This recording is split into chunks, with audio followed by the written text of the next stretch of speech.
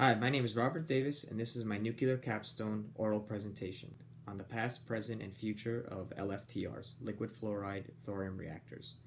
We're going to discuss the possibility of using thorium fuel in nuclear power, specifically the LFTR, also known as Lftr reactor.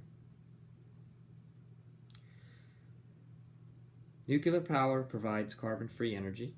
The world needs nuclear power. Currently, 11% of electricity in the world is from nuclear power. 435 commercial power plants are in operation in 31 countries.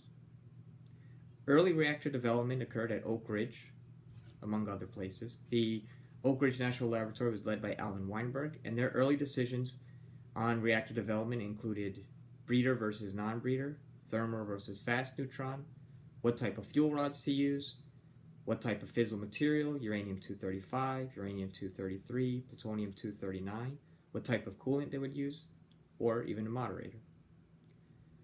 Early development was driven by the nuclear bomb, and then it was after that was driven by naval propulsion.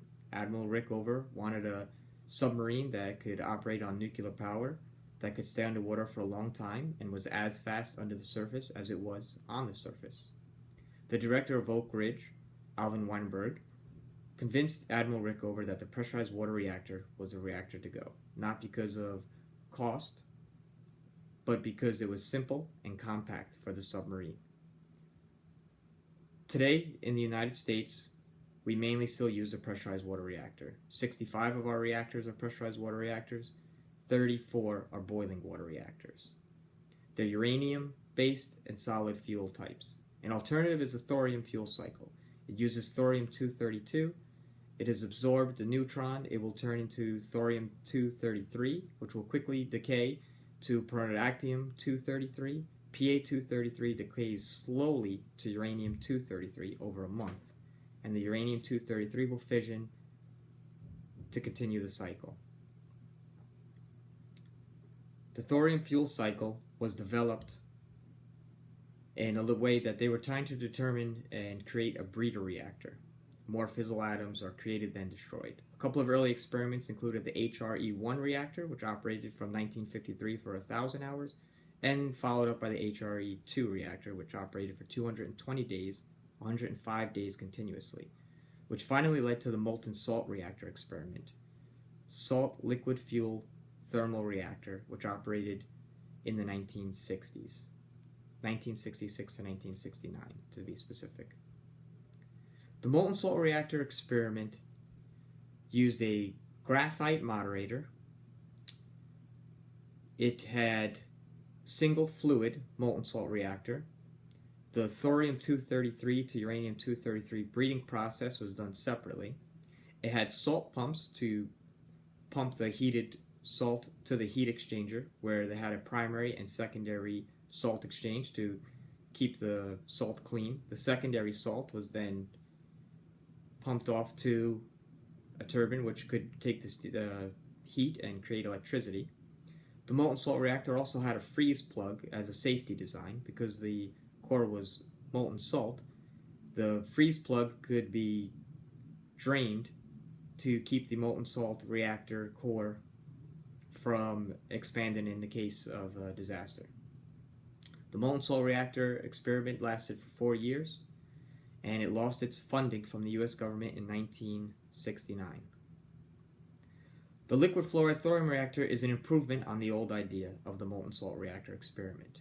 Its components would include 2 fluids. It would be a breeder reactor. It would have a uranium separator, a waste separator, heat exchanger, and cooling pumps to pump the salt. The liquid fluoride thorium reactor would have a core that would be 2 mixtures of salts termed FLIBE. It's a mix of fluorides of beryllium and lithium. The chain reaction occurs in the uranium-233 core, which is surrounded by a blanket of thorium-232. The uranium-233 would interact with the thorium-232, creating the thorium fuel cycle previously discussed. And the heat exchanger would take the radioactive salt, similar to the molten salt reactor experiment.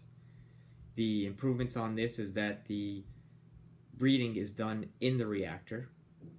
by the uranium separator, which would feed the uranium-233 created in the blanket back into the core.